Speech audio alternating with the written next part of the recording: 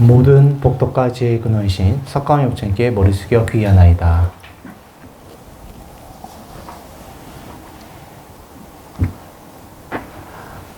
망 전주인 이혜성 연가님이시여 불법승 3부에 귀의하시기 바랍니다. 제가 저번 시간에는 부처님께서 당시에도 있었던 비구들에게 훈계했던 이야기를 말씀드렸었습니다. 그리고 여러분들 수행이라는 것은 그때나 지금이나 자기 자신의 몫이라는 걸 제가 말씀드렸었죠.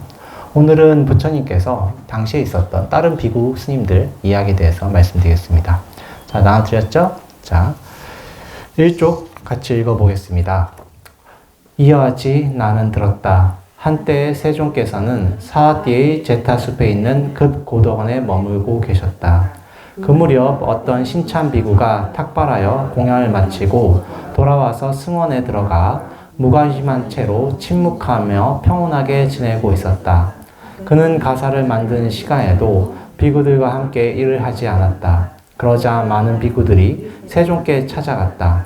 가서는 세종께 경의를 표하고 난 뒤에 한쪽에 앉았다. 한쪽에 앉은 비구들은 세종께 이와 같이 말씀드렸다. 세종이시여, 여기 어떤 신참 비구가 탁발하여 공양을 마치고 돌아와서 승원에 들어가 무관심한 채로 침묵하며 평온하게 지내고 있습니다. 그는 가사를 만든 시간에도 비구들과 함께 일을 하지 않습니다.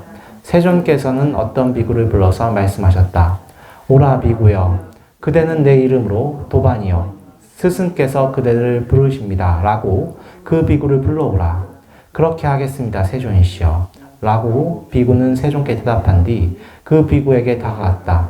가서는 그 비구에 이와 같이 말했다. 도반이여, 스승께서 그대를 부르십니다. 알겠습니다. 도반이여. 라고 그 비구는 대답한 뒤 세종께 다가갔다. 가서는 세종께 경의를 표하고 난 뒤에 한쪽에 앉았다. 한쪽에 앉은 그 비구에게 세종께서는 이와 같이 말씀하셨다.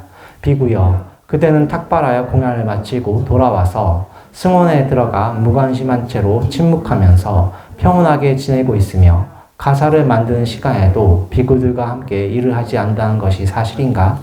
세종이시여, 전 비구로서 해야 할 일을 다하고 있습니다. 그러자 세종께서는 마음으로 그 비구의 마음이 일어난 생각을 아신 뒤 비구들을 불러서 말씀하셨다. 비구들이여, 그대들은 이런 비구를 성가시게 하지 말라. 비구들이여, 이 비구는 바로 지금 여기에서 행복하게 머물게 하는 높은 마음인 4가지 선정을 바라는 대로 얻었고 원하는 대로 얻었고 원하는 만큼 얻었다. 그는 좋은 가문의 아들들이 집에서 나와 출가하는 목적인 그 위 없는 청정범의 완성을 지금 여기에서 스스로 깨달아 알고 체득하고 성취하여 머문다. 세종께서는 이와 같이 말씀하셨다. 선서이신 스승께서는 이렇게 말씀하신 뒤 다시 개송으로 이와 같이 말씀하셨다. 이것은 게을러서도 아니요 근력이 부족해서도 아니니 열반을 증득하여 모든 괴로움에서 벗어난 것이로다. 이 젊은 비구야말로 으뜸가는 인간이니 마라와 그의 탈 것을 이기고 이 생에서 그의 마지막 몸을 가지고 있도다. 네, 경전이 짧기 때문에 그냥 한 번에 다 읽었습니다. 처음에 나왔던 사와띠라고 한 것은 사위성이고 제타숲에 있는 그 고덕원은 기수국 고덕입니다. 제타 왕자가 가지고 있던 숲에 있는 급고독 장자, 아나타 핀티카 장자라고 하는 분이 지은 절이죠. 자, 그 절에 부처님께서 금강경도 설법하셨고 여러 가지 경전을 설법하셨습니다. 자, 거기 있을 때 여러분들 아시겠지만 저희 몸이 있는 한은 몸을 움직이면서 가사를 정리하고 일을 해야 됩니다. 그런데 새로 들어온 비구가 완전 신참이죠. 신참 비구가 그 일도 하지 않고 가만히 앉아 있습니다. 그러니까 그 선배 비구들이 그런 게 그렇게 마땅치가 않죠. 그래서 부처님께 찾아가는 것입니다. 그래도 이 비구 스님들이 막 완전 수행 안 하신 분들이 아니라서 직접적으로 뭐라고 한 건 아니고 부처님께 여쭤보는 것이죠. 이걸 어떻게 해야 되나 했는데 부처님께서는 그 비구에 대해서 그 마음으로 보시고 수행의 경지를 보신 거죠. 그래서 수행의 경지를 보신 다음에 저 비구는 완전한 깨달음을 얻었다. 건들지 말라고 하신 것입니다. 부처님 당시에도 그렇지만 여러분들께서 남을 판단할 때 그 자기의 기준을 판단하죠. 근데 그 기준이 잘못될 수가 있는 것입니다. 그래서 특히 수행하실 때는 남의 경지를 함부로 판단하지 말라고 합니다. 그분의 깨달음의 경지가 얼마나 높은지, 아니면 그분이 보살인지 저희가 알 수가 없어요. 그래서 남을 판단하지 말고 어떻게 해야 되냐면 자기 수행에 집중해야 되는 것입니다. 그래서 예전에 어떤 큰 스님께서도 뭐 직접적으로 말씀을 안 드리겠습니다. 법명 언급하지 않겠습니다만은 깨달음을 얻으신 뒤에 그냥 3일 동안 내리 잤습니다. 그런데 그걸 보고 그 은사 스님께서 제가 뭔가를 얻은 것 같은데 잠만 자니까 뭐라고 하시죠. 그러니까 그 깨달음을 얻은 스님께서 전 제 할 일 다 마쳤습니다. 말씀하시고 잠만 다시 잤다고 하십니다. 여러분들께서도 수행하실 때 저희 목적, 이 절에 오는 목적이 뭡니까? 수행하고자 하는 것이고 수행의 목적은 열반을 얻고자 하는 것입니다. 그래서 저희 절에서는 어떤 일이 있어도 수행하거나 기도하신 분이 계시면 그분을 보호해 드립니다. 절이라는 곳은 장사하는 것도 아니고 그리고 뭐 먹기 위해서 모이는 것도 아닙니다. 저희가 수행하고 열반을 얻기 위해서 그러고 그 열반을 얻은 지혜로서 남을 이롭게 하기 위해서 하는 것입니다. 그래서 여러분들께서도 꼭 남의 일보다는 자기의 마음이 어디를 향한가 계속 보셔야 되는 것입니다. 이 신참비구도 부처님 말씀 따라 수행하셨고 또한 그 경지를 얻으신 것이죠. 그 경지를 얻지 못하시면은 또 세속의 법을 따라줘야 됩니다. 다만 이것을 오해하시면 안 되는 게 그 상황에 맞춰서 하셔야 됩니다. 그 상황에 사람이 너무 없으면 자기가 뭐 움직여서 또 보살행을 해야 되는 것입니다. 자, 그리고 그 다음 장 낙군닦가 밭디아경 같이 읽어보겠습니다. 이와 같이 나는 들었다. 한때 세종께서는 사띠 제타숲에 있는 급고고던에 머물고 계셨다. 그 무렵 낙군닦가 밭디아 존자가 세종께 다가왔다. 세종께서는 낙군닦가 밭디아 존자가 멀리서 오는 것을 보셨다. 보시고서는 비구들을 불러서 말씀하셨다. 비구들이여, 그대들은 못생기고 보기 흉하고 기형이고 비구들이 경멸한 저 비구가 오는 것을 보는가? 그렇습니다. 세종이시여. 잠깐 끊겠습니다. 이 낙군닦가라는 뜻은 난쟁이란 뜻입니다. 이분은 전생 업력 때문에 그 부처님 당시에 몸을 좀 흉하게 받으셨어요. 키도 작았고 좀 몸이 꾸부정하셨나 봅니다. 그래서 그런데도 불구하고 출가하셔서 굉장히 높은 경지인 아라한가 얻으셨습니다. 근데 그 당시 부처님 당시에도 비구 스님들 중에 계율이 청정히 지키지 않았던 육군 비구라고 계십니다. 온갖 문제를 다 일으켰던 비구 스님들인데 그 비구 스님들이 특히 이 비구 스님을 엄청 놀려요. 키도 작다, 못생겼다 하면서 놀립니다. 다른 스님들도 이게 누군가 선동을 하면 그걸 해도 되는 것 같죠. 그래서 그 스님을 막 놀려 먹습니다. 그런데 이 신통력 굉장히 위대하셨던 아라한께서는 그거에 대해서 아무런 개의치 않고 설법을 하셨던 것 같습니다. 그래서 저 멀리서 오는 그 모습을 보고 부처님께서 다른 비구들이 다시 훈계하시려고 하신 것입니다. 다 다음 장 넘어가서 같이 읽겠습니다. 비구들이여, 이 비구는 크나큰 신통력이 있고 크나큰 위력이 있다. 그리고 이 비구가 이미 얻지 못한 증득을 찾기란 쉽지 않다. 그리고 그는 좋은 가문의 아들들이 집에서 나와 출가하는 목적인 그 위없는 청정범의 완성을 지금 여기에서 스스로 깨달아 알고 체득하고 성취하여 머문다. 세종께서는 이와 같이 말씀하셨다. 선서이신 스승께서는 이와 같이 말씀하신 뒤 다시 개송으로 이와 같이 말씀하셨다. 거위들과 백조들과 공작들과 코끼리들과 점박이 사슴들은 몸의 크기와 상관없이 모두 사자를 두려워한다. 그와 같이 인간들 사이에서도 왜소하지만 지혜를 가졌다면 그가 참으로 위대한 사람이며 잘 가꾼 몸을 가진 어리석은 사람이 그렇지는 않다. 이제 좀 이따 여러분들이 제를 지낼 때 보면 이 추류형 상호원망이라는 문구가 나옵니다. 이 추레한 아주 추한 이 모습이 다시 부처님 가피력으로 원망해진다는 것인데, 부처가 이 대승불교의 부처가 뭡니까? 내 마음이죠. 내 마음을 어떻게 쓰느냐에 따라서 그것이 상호가 다시 원망해지는 것입니다. 이 낙군닦가 밭디아 비구께서는 전생 업력으로 이번 생에 추레한 모습을 받았지만 그 수행을 통해서 자기 마음이 청정해졌죠. 그래서 부처님께서 그 마음을 아시고 칭찬하시는 것입니다. 그러면서 마지막에 그 개송을 말씀하신 것이죠. 여러분들께서도 아시겠지만 사자가 울면은 다른 짐승들은 무서워하지만 사자 새끼들은 어떻습니까? 좋아하죠. 엄마의 소리니까. 마찬가지로 저희 부처님의 법음은 다른 분들은 외도라고 비판하지만 이단이다라고 비판하지만 저희 불자들은 그걸 좋아하는 것입니다. 특히 그 사람의 겉모습이나 그런 게 중요하지 않다는 걸 부처님께 말씀하신 것이죠. 여러분들이 아시겠지만 아무리 그 전에 잘 살고 아무리 훌륭한 명예를 지녔다고 해도 지금 이 순간 행동이 똑바르지 않으면 다른 사람들의 비난을 받는 것입니다. 이전에 당나라 때 양귀비 아시죠? 양귀비와 놀아났던 분이 누굽니까? 시아버지인 당현종입니다. 그렇죠? 시아버지가 자기 며느리 보고 반해서 그런 불륜 드라마에 썼고 또한 당나라라는 그 거대한 제국이 그 알록산에 난 이러할 때까지 방치하게 됐죠. 근데 당현종은 양귀비를 만나기 전까지는 굉장히 정치를 잘 다 해서 당나라라는 제국이 그때 최전성기를 구가합니다. 하지만 그분인 양귀비와 놀아난 순간부터 그 자기가 지금까지 쌓았던 공덕이 다 없어지는 거예요. 그래서 순간순간 진실하고 현재 머물러야 되는 것입니다.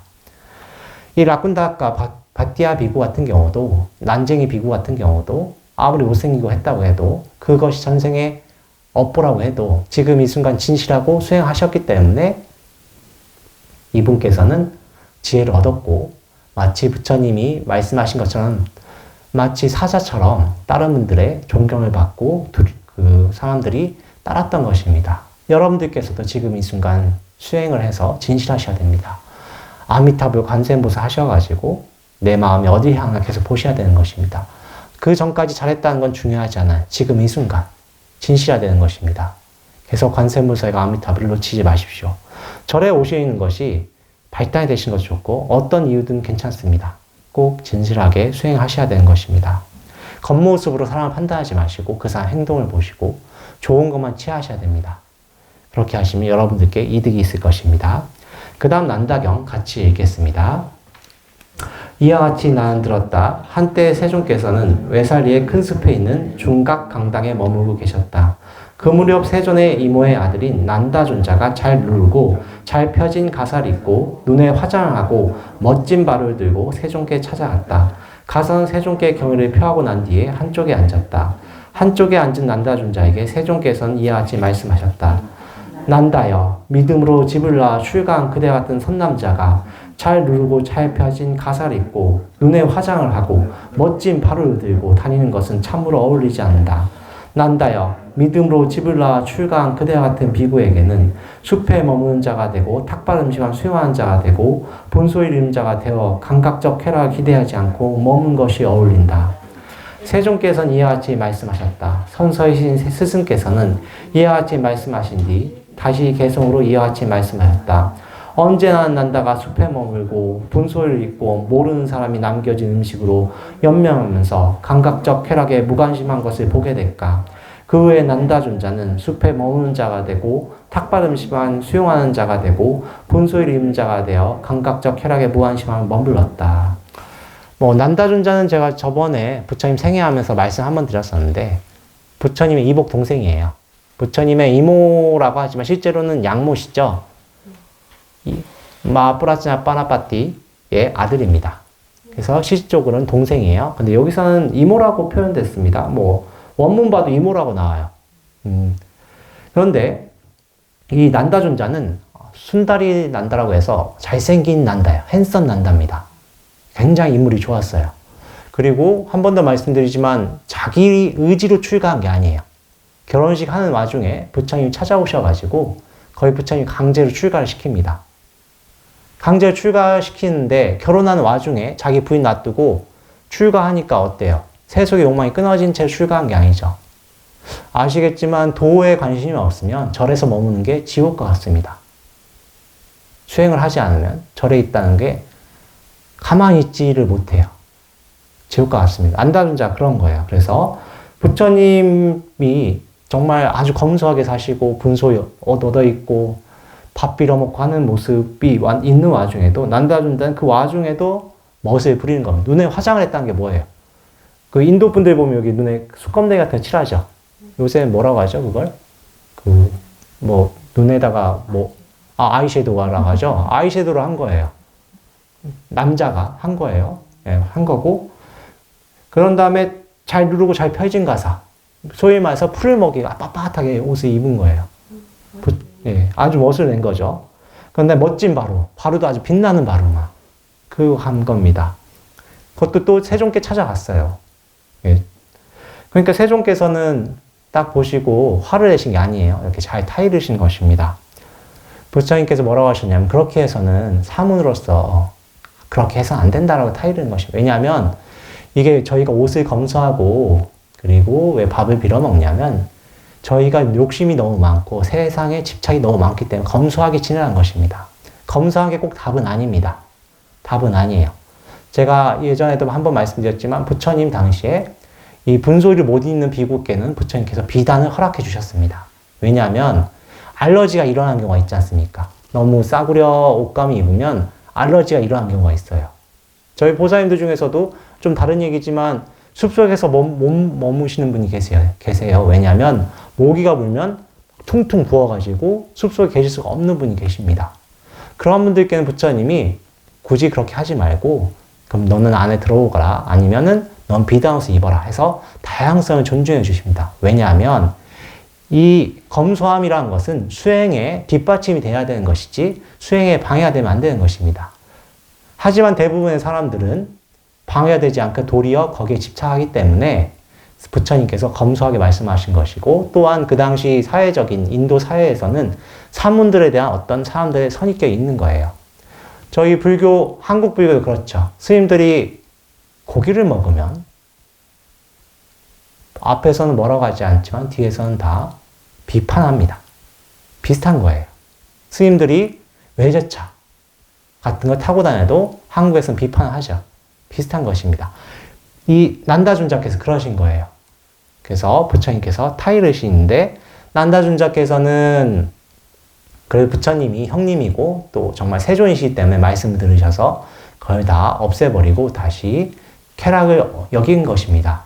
난다존자께서는 예전에 한번 말씀드렸지만 부처님께서 굉장히 신경 써서 가르쳐 주십니다. 그때 조건 걸었던 게 뭐냐면 출가해서 네가 아라한 걸 얻으면 내가 너를 천상의 여자랑 결혼시켜 주겠다 하셨고 그 천상의 여자 결혼시켜 주겠다는 말을 듣고 정말 열심히 수행하십니다.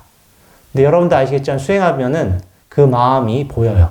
제가 저번 시간에 말씀드렸지만 여러분들이 기도를 하시면 처음엔 다 욕심 때문에 기도하죠. 99%는 욕심 때문입니다. 저도 그랬었고 다 욕심 때문에 욕망 때문에 합니다만 그 욕망이 이제 소원이 성취된다고 하죠. 소원이 성취되고 나서 자기 마음을 보기 시작하면 정말 발버리심 해야 되겠다. 나와 남을 이롭게 하기 위해서 지금까지는 나를 위해 살았는데 남을 이롭게 하기 위해서 살겠다는 마음이 생깁니다. 난다존자님도 그와 같이 자기 마음을 보고 모든 번뇌가 사라지게 돼서 마지막엔 부처님께서 약속을 굳이 안 지켜도 됩니다. 세존이시여라고 하십니다. 예.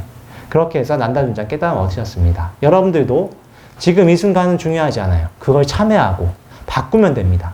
저희 스님들이 계속 기도하라, 수행하라, 그러시면 안 됩니다. 라고 할 때 처음엔 바로 안 듣죠. 그렇지 않습니까? 기도 안 하셨던 분들이 어떻게 바로 기도하겠어요? 하지만 저희가 3번, 4번 해서 바꾸시면 됩니다. 지금 이 순간, 이 자리부터 연보를 하시고 수행하시면 됩니다. 과거, 현재, 미래는 함께 돌아가는 거예요. 그렇게 하시면 될 것 같고 자 마지막 띠사경 4쪽입니다. 같이 읽을게요. 이와 같이 나는 들었다. 한때 세존께서는 외사리의 큰 숲에 있는 중각 강당에 머물고 계셨다. 그 무렵 세존의 고종사천 동생인 띠사존자가 세존께 다가갔다. 가선 세존께 경의를 표하고 난 뒤에 한쪽에 앉았는데 괴롭고 실망스러운 모습으로 눈물을 흘리고 있었다. 그러자 세존께서는 띠사존자에게 이와 같이 말씀하셨다. 띠사여, 왜 그대는 한곁에 앉아서 괴롭고 실망스러운 모습으로 눈물을 흘리고 있는가?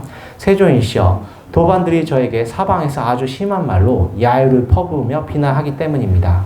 띠사여, 그것은 그대는 남을 훈계하지만 그대가 다른 사람이 해준 훈계를 듣는 것을 감내하지 못하기 때문이다. 띠사여, 믿음으로 집을 나와 출가한 그대 같은 비구가 남을 훈계하지만 다른 사람이 해준 훈계를 듣는 것을 감내하지 못하는 것은 참으로 어울리지 않는다. 띠사여, 믿음으로 집을 낳아 출가한 그대 같은 비구에게는 남을 훈계하기도 하고 다른 사람의 훈계를 듣는 것을 감내하기도 하는 것이 참으로 어울린다. 세존께서는 이와 같이 말씀하셨다. 선서이신 스승께서는 이와 같이 말씀하신지 다시 개성으로 이와 같이 말씀하셨다. 왜 분노하는가? 분노하지 말라 띠싸여. 분노하지 않는 것이 그대에게 더 좋다. 분노와 자만과 경멸을 길들여라. 그러면 청정범행이 성취된다. 영가님이시여, 마음에 있는 분노 그리고 집착이 남아있을 것입니다. 염려상성 아미타불 하셔야 됩니다. 제가 지금까지 말씀드린 띠싸경 보시면 알겠지만 이 띠싸란 분이 왜 울었을까요? 여기 나오진 않죠. 띠싸분은 앞에도 나오지만 고종사촌이라 나오죠. 그러니까 자기 아버지 자매의 이제 아들인 거죠. 이제 굉장히 부처님과 가까운 사이입니다. 뭐 여러분도 아시겠지만 시족 사회에서는 고종사촌 정도, 사촌 정도 되면 그냥 형제예요. 형제 같은 존재입니다. 그래서 부처님께서 출가하셔서 성불 하신 뒤에 그 고종사촌도 같이 출가하니까 암안심이 어마어마하겠죠. 그래서 남을 좀 무시했던 거예요. 그래서 어떤 경우가 있었냐면 출가한 지 얼마 되지도 않았는데 장로라고 해서 큰 스님들이 오시는데, 아라한들이 오시는데 그분들을 대접하지도 않고 고개를 뻣뻣이 하고 있었던 것입니다. 그러니까 그 장로 스님들한테 대접도 안 하고 너무 거만하니까 그 선배 스님들이 정말 에어싸고 막 훈계를 해요. 좋은 말이 안 나왔겠죠. 정말 사방에서 뭐라고 하는 것입니다.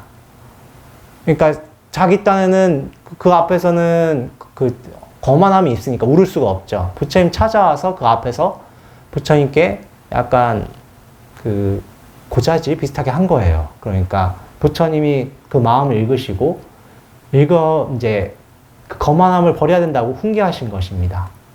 이제 여러분도 아시겠지만 남들 비판하기 쉬워요. 그렇죠? 근데 남의 비판을 내가 듣기는 참 어렵습니다. 저도 그렇고 참 어려운 문제예요. 근데 부처님 당신께서 어떻습니까? 제가 몇 주 전에 욕설경 해드렸었죠. 그때 부처님께서는 욕설 들어도 어때요? 여여하시죠. 흔들림이 없으십니다. 그 마음에 탐심치가 없기 때문에, 나라는 생각이 없으시기 때문에 부처님 본인께서는 이미 본보기를 보여주신 거예요. 근데 띠싸는 남의 훈계를 들으니까 막 분해가지고 눈물이 터트린 것입니다. 그러니까 부처님께서 조용히 타이르신 것이죠. 세간에서 이런 말이 있더라고요. 나는 복합적으로 좋은 사람이에요. 나는 어떤 이유를 들어도 좋은 사람이에요. 그런데 남은 단순히 나쁜 사람이에요. 100가지 중에 한두 가지가 마음에 안 드는 걔는 나쁜 사람. 근데 나는 100가지 중에 두세 가지 있으면 일단 난 좋은 사람. 그렇게 됩니다. 그래서 남을 훈계하기는 쉽지만 남의 훈계를 제가 받아들이긴 참 어려워요. 그러나 저희가 여러분들이 따르는 큰 스님들이나 특히 부처님 당시에 계셨던 큰 비구 스님들, 대장로 사리부 존자님, 저희 마하반야바람이 있다 신경하면 매일 나오죠. 사리부 존자님 같은 경우는 7살짜리 사미가 지적을 해도 그걸 받아들였어요. 7살짜리 사미가 참 옷깃이 좀 약간 흐트러진 걸 사리부 존자님의 모습이 보이니까 스님 그게 좀 흐트러지셨습니다 하니까 기분 나빠하지 않으시고 합장하면서 아 그래요 감사합니다 하셨어요. 저희가 불교를 믿는 이유는 결국 성불하기 위해서이고, 성불한다는 뜻은 부처님의 행동이 뭐냐면 부처님의 말버릇, 부처님의 생각, 그리고 부처님의 행동, 신구의 삼업을 부처님의 업력으로, 부처님의 행동으로 바꾸는 것입니다. 제가 이렇게 오늘 설법하는 4가지 경전이 짧죠. 짧은데 이 4가지를 여러분들 스스로 다 행동을 옮기셔야 됩니다. 선남자, 선녀이라고 하는 뜻은 훌륭한 남자, 훌륭한 여자라는 뜻이고, 선남, 선녀라고 뭐 주요 같은 데 나오죠. 뭐 결혼하실 때 선남, 선녀라고 하시는데 그걸 불교에서 나온 말입니다. 선남, 선녀라는 뜻이 뭐 결혼하는 선남, 선녀라는 뜻이 아니에요. 이 설법을 들으신 부처님 법에 귀의한 훌륭한 남자, 훌륭한 여인들이요. 다 좋은 가문의 자식들이지 않으십니까? 그렇죠? 그분들이 지금 법을 들으셨는데 부처님의 말씀하신 걸 꼭 행동을 옮기셔야 됩니다. 굉장히 단순한 지식이죠. 어려운 지식이 아니죠. 이것을 행동으로 옮기셔야 됩니다. 그래 여러분들이 성불하시고 또한 나와 남 이롭게 하는 것입니다. 근데 그러기 위해서 어떻게 해야 되는가? 부처의 말씀을 기억하고 또한 염념상속 염불 하시면서 내 마음을 단돌이 하셔야 됩니다. 그렇게 하면 아까 가장 처음의 경전에 마지막에 마라에 승리하고 마라에 탈 것에 승리한다 나오죠. 마라라는 것이 또 다른 의미가 죽음이란 뜻도 있습니다. 죽음의 공포를 극복할 수가 있고 나의 가족들과 언젠가 헤어져야 되는데 그것도 극복이 되는 것입니다. 이것은 여러분들이 직접 수행을 해서 극복을 하셔야 됩니다. 이해상 영가님이시여 이제 오늘 초제시죠. 염념상속 아미타불 하셔서 꼭 극락항생 하시기 바랍니다. 이번 생은 끝났습니다. 꼭 염념상속 아미타불 하셔서 극락항생 하셔서 꼭 자기가 원하는 바 다 이룩하길 바랍니다. 오늘 설법 이것을 끝내겠습니다. 나무 석가모니불 나무 석가모니불 나무 시아본사 석가모니불